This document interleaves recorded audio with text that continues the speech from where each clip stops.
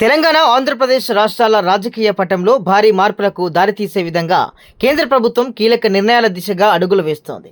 జనాభా ఆధారంగా నియోజకవర్గాల పునర్విభజన చేపట్టేందుకు సన్నాహాలు ప్రారంభించినట్లు సమాచారం అయితే అందుతుంది.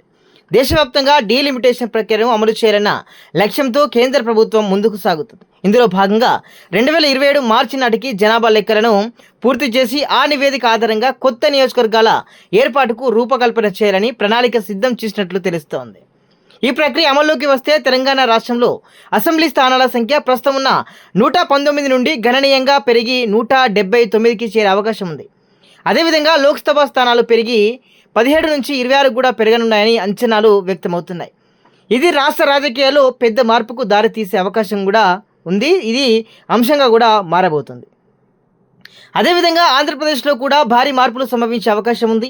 ప్రస్తుతం ఉన్న 175 అసెంబ్లీ స్థానాలు 263కు పెరగనున్నాయి. లోక్సభ స్థానాలు 25 నుంచి 38కి పెరిగే అవకాశం ఉంది. ఈ పెంపు వల్ల రాష్ట్రంలో రాజకీయ సమీకరణాలు పూర్తిగా మారే అవకాశం ఉందని రాజకీయ విశ్లేషకులు అభిప్రాయపడుతున్నారు. ఇక ఈ డీలిమిటేషన్ ప్రక్రియతో కొత్త నియోజకవర్గాల సరిహద్దులు మారడం, కొన్ని నియోజకవర్గాలు రద్దు కావడం, కొత్తగా మరికొన్ని ఏర్పడడం వంటి మార్పులు చోటు చేసుకోనున్నాయి. ప్రజల జనాభా పంపిణీ, ప్రాంతీయ సమతౌల్యం, అభివృద్ధి అంశాలను పరిగణలోకి తీసుకుని ఈ పునర్విభజన చేపట్టబడనుంది. ఇప్పటికే కేంద్ర ప్రభుత్వం ఈ అంశంపై ప్రాథమిక స్థాయిలో చర్చలు ప్రారంభించినట్లు తెలుస్తోంది. ముఖ్యంగా రాబోయే పార్లమెంటు సమావేశాల్లోనే ఈ పునర్విభజన బిల్లును ప్రవేశపెట్టే యోచన ఉన్నట్టు విశ్వసనీయ వర్గాలు చెబుతున్నాయి. ఈ నిర్ణయం అమల్లోకి వస్తే 2 తెలుగు రాష్ట్రాల్లో రాజకీయంగా కొత్త సమీకరణాలు ఏర్పడే అవకాశం ఉంది. కొత్త నాయకులకు అవకాశాలు పెరగడంతో పాటు ప్రస్తుత రాజకీయ పార్టీ వ్యూహాల్లో కూడా గణనీయమైన మార్పులు చోటు చేసుకునే అవకాశం ఉంది.